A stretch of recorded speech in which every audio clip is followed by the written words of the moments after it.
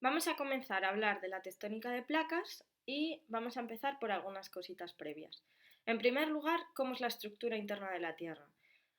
Bueno, para el estudio de la geosfera, es decir, del conjunto de minerales y rocas que conforman la Tierra y del interior de la misma, hay dos grandes métodos, unos métodos directos y métodos indirectos.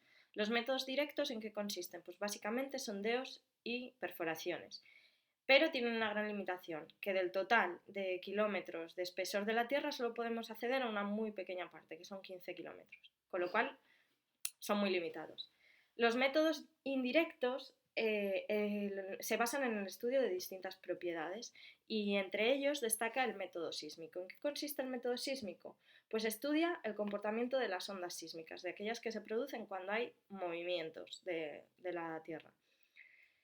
Y según estas ondas sísmicas, su comportamiento es diferente, ¿vale? Hay varios tipos de ondas que no nos interesa mucho meternos en cada una de ellas, pero en función de cómo se van produciendo estas ondas y cómo se propagan, se estudia el sismograma de la Tierra. Y como veis, es un sismograma muy diferente, ¿no? En cuanto a unas ondas, un tipo de ondas y otros, y cómo se comporta a lo largo de las distintas profundidades de la Tierra. ¿Qué es lo que significa, qué significa esto? ¿Qué consecuencia tiene? Pues que como hay una variedad de ondas y unas solo se transmiten en medios sólidos, otras en medios líquidos, etcétera, pues esto nos permite saber que el interior de la Tierra no es homogéneo. Existen dos grandes modelos, ¿vale? A la izquierda, en esta imagen, tenemos el modelo estático o geoquímico, que se basa en la composición química. Y en base a la composición química tenemos corteza, manto y núcleo. Bueno, hay dos núcleos, externo e interno, uno es sólido, otro es líquido, pero ahora mismo eso no nos interesa. Corteza, manto y núcleo, ¿vale? Como vemos tenemos corteza oceánica, más delgada, y corteza continental, más gruesa. Y después tenemos el modelo dinámico. ¿En qué se basa el modelo dinámico? En el comportamiento físico de los materiales. En este modelo dinámico tenemos más capas. Tenemos una litosfera, una astenosfera, una mesosfera, un núcleo externo y un núcleo externo, interno que forman parte de una endosfera. ¿Nos interesa eso ahora mucho? Bueno, simplemente esto es un poco introductorio, ¿vale? ¿Qué es la litosfera? Esto sí que es importante. La litosfera engloba la corteza y la parte superior del manto, ¿vale? ¿Y por qué es tan importante? Porque en esto se va a basar la tectónica de placas.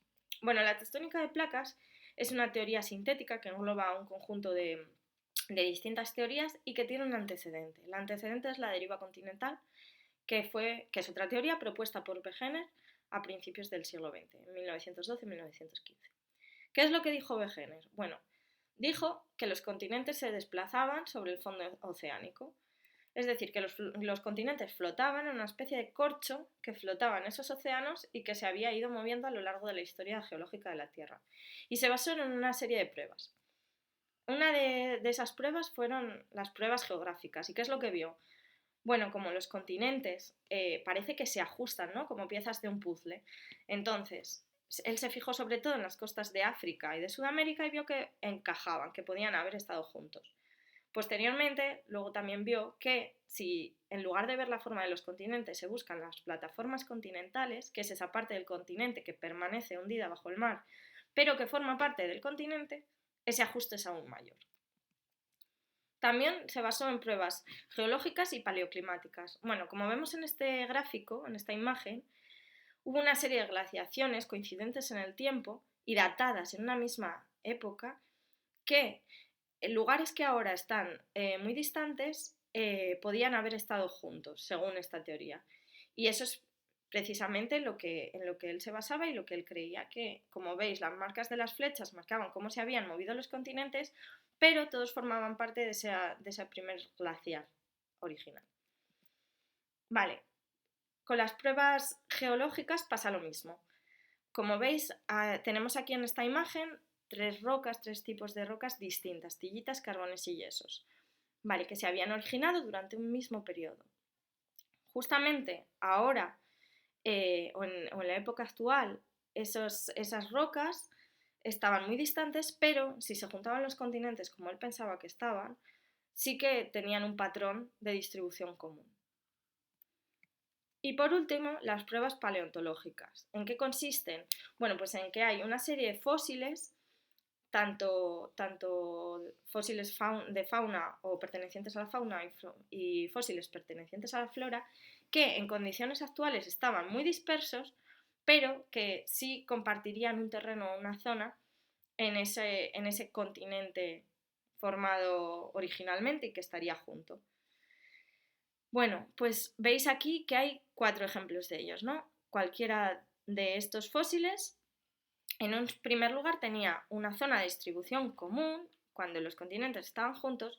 Cuando esos continentes se fueron separando, estos fósiles se quedaron en esas zonas, ¿vale? Esos restos fósiles se solidificaron, se fosilizaron, pero actualmente habrían evolucionado hacia organismos diferentes. Y eso podía explicarse por esta teoría de la deriva continental del género.